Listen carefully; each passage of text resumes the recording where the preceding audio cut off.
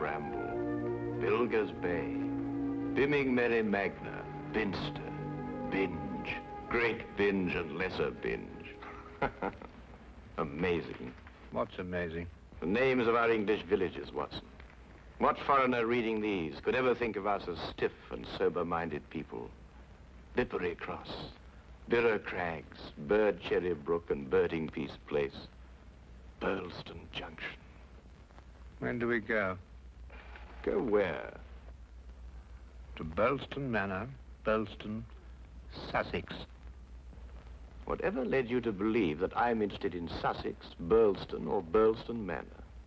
No doubt you saw the account of the rather gruesome murder of Squire John Douglas. Quite so. The case has interesting features. But at the moment, I'm more interested in the fly fishing possibilities in the neighborhood of Burlston. Ah, that would be the Arun. Runs within 2 or 3 miles of the manor house. Hmm? What manor house? Burlston, the home of the late Squire Douglas. Oh, yes, I remember. I believe he was quite a fisherman. The moat is 40 feet wide. 40 feet wide? Well. Good Lord. He could probably fish from his bedroom window. And when the drawbridge is raised, the place becomes an island. 4 hours after the bridge is raised, the body of Squire Douglas is found in his study with half his head blown off. That should appeal to you. Fishing seems a safe business by comparison. Do you row a boat? A boat? For fly fishing? Have you ever fished before? Does this look like the equipment of an amateur? Odd word. Which? Equipment. All the fishermen I've ever known talk about their tackle. What do you deduce from that, Holmes? Obvious. Your fishing friends either lack experience or vocabulary. We deep-sea fishermen are in the equipment class. None of your nasty little bundles. Yes, that gaff is far more suitable for a shark than a trout. Do you really think so? No good for trout? Well, it depends what trout you're after. Oh yes. Well, we must carry a tape measure. A tape measure? What on earth for? To measure our catch, of course. To measure our catch and throw back the little ones.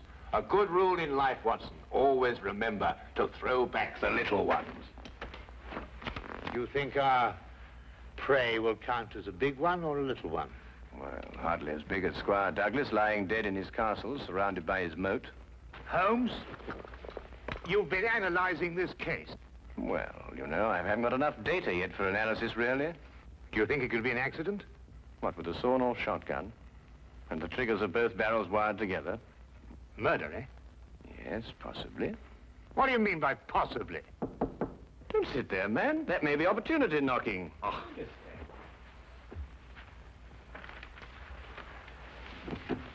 Come in.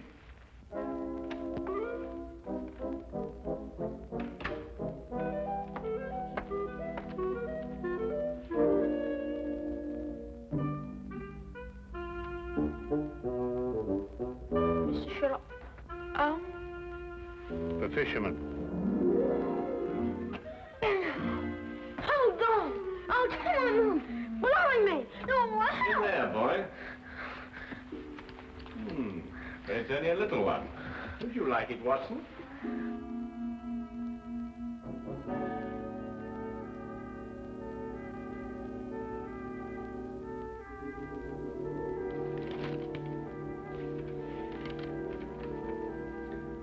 Would appreciate your view. Intriguing affair, Burlston Manor. Signed, Inspector MacLeod. Ha! Please, English, for I'm utterly baffled. Help. Yeah, where is it? Where's what? Well, the tape measure, of course. Where is that tape measure? Holding the fiddle case together, sir. Fiddle? Violin case, boy. Oh, tell me, Watson, how are we off for trains? Trains? Ah, yes. Now, let me see. Burlston. Yes, now, that would be the West Sussex Littlehampton Bognor line. Now, there's a 10:15. Now, that doesn't stop. No, of course, it's a 12:3. That will get us in at 4:2 or 4:7. I say, I'd forgotten, actually. You say you can't remember whether it's 4-2 or 4-7. Come, Watson, you're slipping. Blimey. Does it keep all the times in his head? Where else, of course? We are a nation of railway pioneers, my boy. Like a great many Englishmen before him, Dr. Watson restricts his reading to the Bible, the Times, and Bradshaw's Railway Guide to the British Isles. Here, boy. Man of the March Hares, that's what you two are.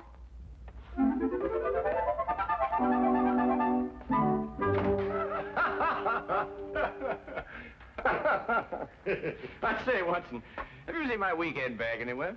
I suspect it's under the stairs. Mrs. Hudson got very tired of seeing it lying about. Oh, good. Well, that means it hasn't been unpacked anyway. I assume not. Excellent. Then everything is ready. Oh, be a good fellow, would you, and dig out that bag and put it in the cab along with that tackle. Why? Aren't you going to be here? I have a little reading to do. Pick me up at the British Museum Library, say half an hour before the train leaves. Now, look here, Holmes. This is no time to go reading. You'll miss the train. I cannot vouch for the punctuality of Dr. Watson or the reliability of the company's steam engines, but I, for one, propose to be at Boylston Halt at 4:02 p.m. precisely.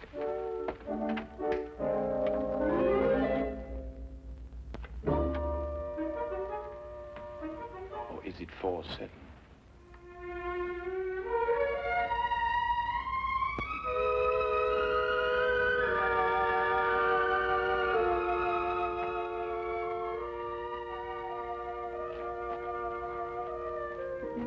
It was a nice piece of work, if I say so myself.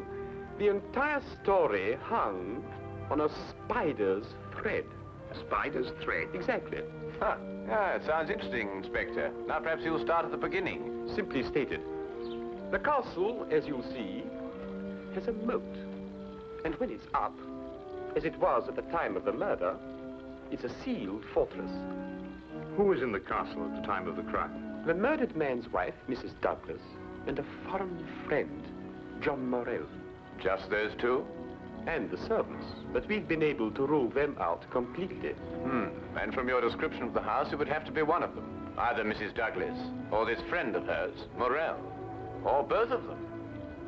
They tried to make it appear as though someone had broken into the house and then dived through the windows to swim the moat.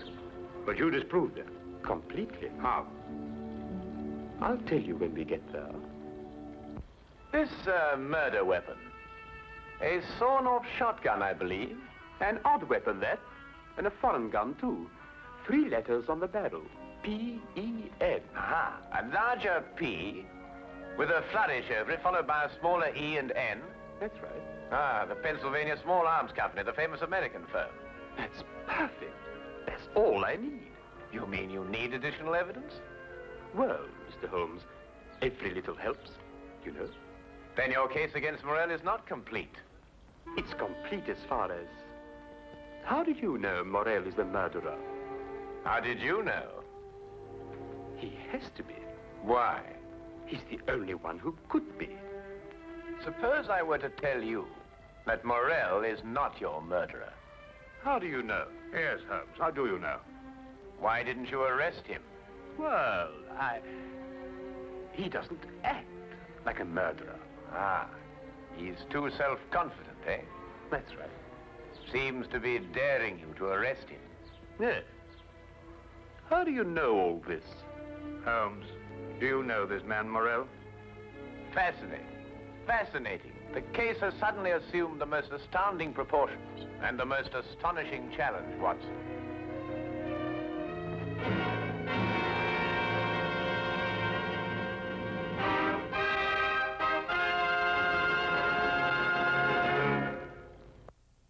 Specimen of the period. Yes, it is lovely, isn't it? What did you mean, Mr. Holmes? Nothing. I just think it's a lovely building. No, I mean when you said that Morell didn't murder Mr. Douglas. Oh, that. Yes, what did you mean? How do you know he didn't do it?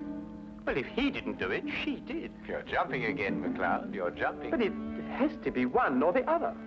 Does it really? What's he talking about? Well, don't you know?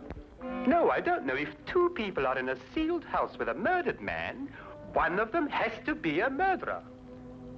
That's common sense. Ah, but is it logical?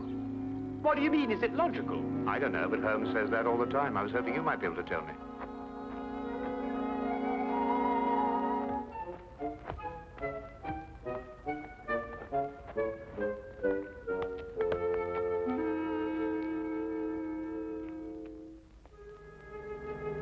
He hasn't been moved. That's just the way we found him last night.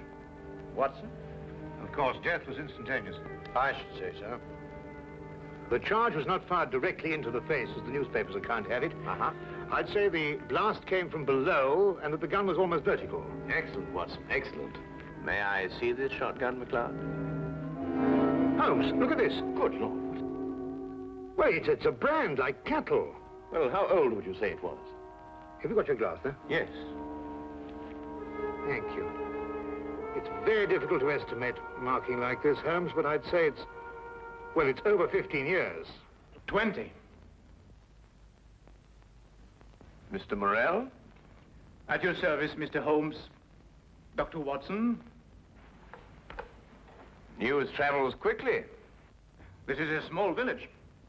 You said 20 years? Yes. The same age as this. It stands for the Mesa Valley, Arizona. Gold claim number 341. That is where John and I met 20 years ago.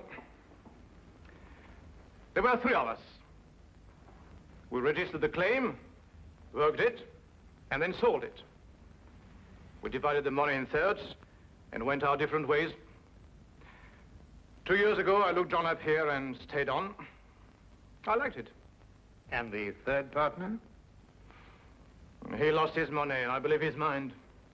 He came to believe that we had cheated him. And he swore to kill us 10 years ago. Why didn't he? He couldn't find us. No, we didn't have the same names at the time. Do you think your old partner could have done that? I don't know, Mr. Holmes. I am not the detective. True. True. Well, we must bear that in mind. You tried to make it appear as though another man had been here and went out through the window. Did I? He tried to build an elaborate story. A man of his size was seen passing through the village wearing a loud tweed topcoat and a wide-brimmed hat. He was heading this way. On the window ledge, there is a footprint in blood, indicating, of course, that the murderer dived through the window and swam the moat. But he didn't. How do you know? Because, Mr. Morrell, outside that window and just a few feet down is a very large and at least a month-old spider's web. Anyone jumping or diving through the window would have to pass through the web. And no one did. Well done, McLeod. Well done. A spider's web. The English police have the most amazing allies, I must say. Now that you have made your deductions, Mr. MacLeod, exactly what do they mean to me? For the moment, nothing. But I suggest you do not leave the castle grounds. And if I try to live?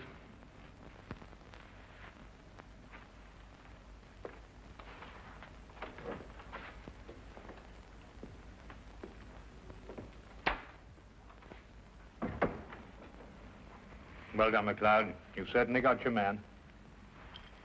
But I'm not rushing in to make any arrest. I'm going to make sure the case is iron cast. Oh, very wise.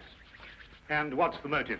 Revenge for the Vermis Valley affair? I've got to go a bit careful there, Doctor. If you ask me, it's a case of, cherchez la woman. Oh, what's he? Oh, is he a Douglas? Well, you know how these things are, Doctor, between us, men of the world. We know how a situation like this can... Oh, of course. Of course. Of course. Of course. Delicate situation, then.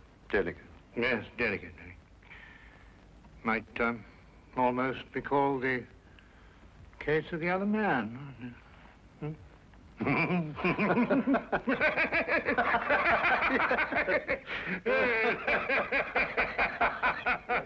The other dumbbell. Not who, what. What? That's right, what? What are you talking about? That. There's only one dumbbell. One dumbbell. That's right. Well? There's only one dumbbell, Watson. I know. That's it over there. Yes. Where's the other one? Well, I don't know. I've only just come here. Do you know where the other one is? What difference does it make? Well, that's right, yes. What difference does it make? Maybe there is only one dumbbell. One dumbbell? But they come in twos. Perhaps he only had one. Watson, do you mean to tell me that you can stand there, surrounded by all these athletic trophies, and suggest to me that such a man would only use one dumbbell? Well, what difference does it make? Yes, what difference does it make? Well, if you two are convinced that you can solve the case with the aid of a convenient spider, I'm going fishing. You're what? Oh, he's going fishing. He's brought his tackle. Why? To catch fish. Then I take it you're satisfied with my analysis of the crime. Find the dumbbell. Hang the dumbbell! You can't hang him until you find him. Who? The man who took the dumbbell.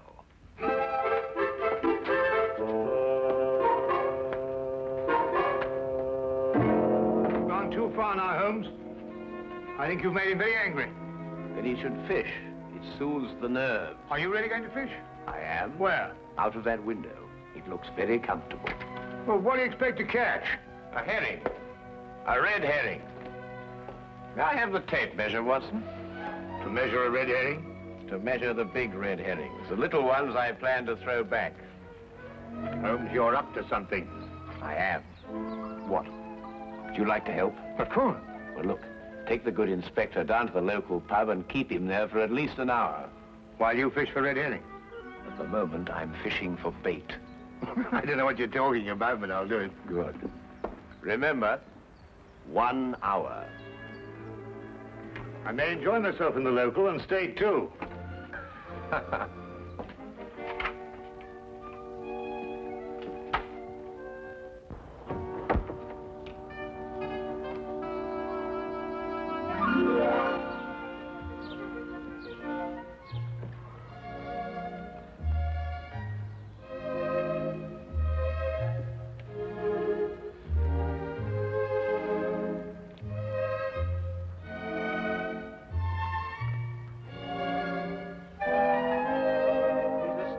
That Holmes. What do you think he's been doing? There's no guessing with him. For all we know, he may really have been fishing. Perhaps we should have given him more time. He's been an hour. That's all he asked for.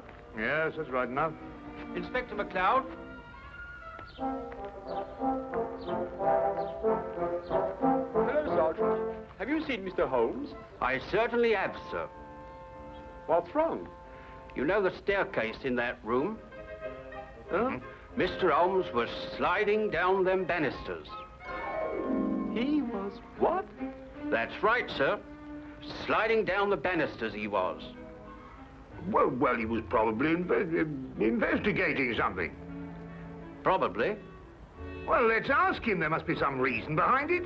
Good afternoon, gentlemen.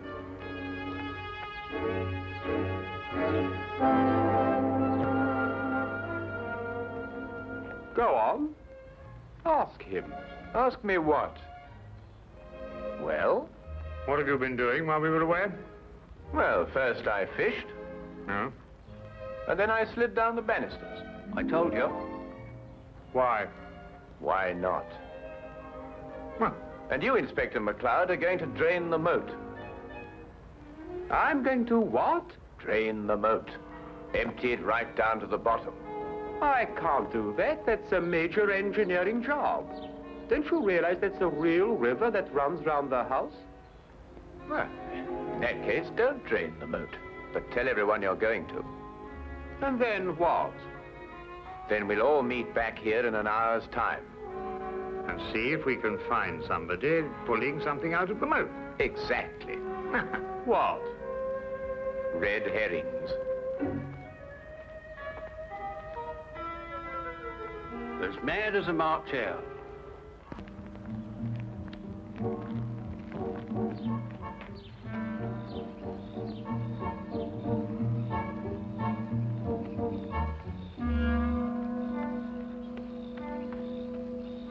How much longer?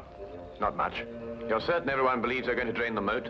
I don't know who believes it, but everyone knows I said it. Do you think someone will come to the murder room? Someone has been in it for some time. How do you know? The lights are out. Because I left them on. Look. What? That's it, let's go.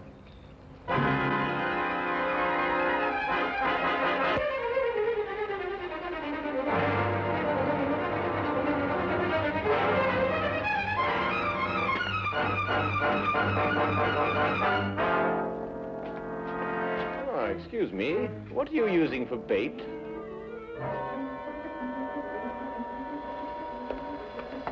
Oh, would you mind holding this? Thank you.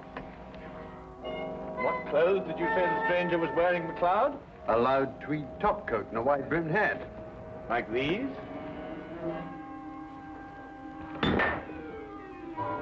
The dumbbell. Holmes, how did you know? When you're working near water, Watson, and a heavy object has disappeared, you may conclude, until you can prove otherwise, that it has been used to prevent some object from rising to the surface. All right, Morell. You're under arrest for the murder of John Douglas. It is my duty to warn you that anything you say may be taken down and used in evidence... No, McLeod. You haven't got it at all. What? This gentleman didn't kill John Douglas because John Douglas isn't dead. He isn't what? Dead. The man whose body you discovered in here is the very man who came back to... No, you're not with me, are you, McLeod? Would you tell him, please? These clothes belong to our third partner. The man who's been searching for you for 10 years. Yes. He found us and arrived here with a shotgun. He and John struggled, and the shot went off. That explains the vertical angle of the blast. In the ensuing struggle, the gun went off. I heard the report and ran down immediately. I timed it from your room. 15 seconds if you run, and 10 seconds if you slide down the banisters. I ran. I thought you would. John was panic-stricken when he saw what he had done. I got the idea to change their identities. But then where is Douglas? With the aid of my tape measure, I was able to ascertain that there is a hollow space behind that wall. I imagine it conceals a passage under the moat. Yes, Mr. Holmes, it does. And John has had a 36-hour head start. We'll stop him. I told him you would. I'll issue orders for the apprehension of Mr. Douglas, and we'll talk about your part in this, sir, in the morning. You have conspired to conceal evidence. I'll still be here in the morning, Inspector.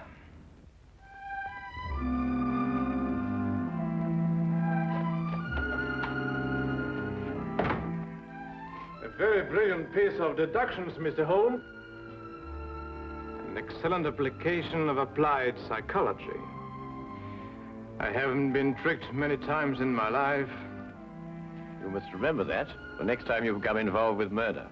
And you can now continue your fishing in a more normal manner. Fishing? No, I don't care for it, really. Unless it's deep sea, of course. Yes. But in the absence of an ocean in the immediate vicinity, I think we'd better start back to Baker Street immediately. Well, now, there's a 9:13 or a 10:23. The 10:23 will hold us up at Tunbridge quite a while. Will it wait? Thank you, Mr. Holmes. Not at all.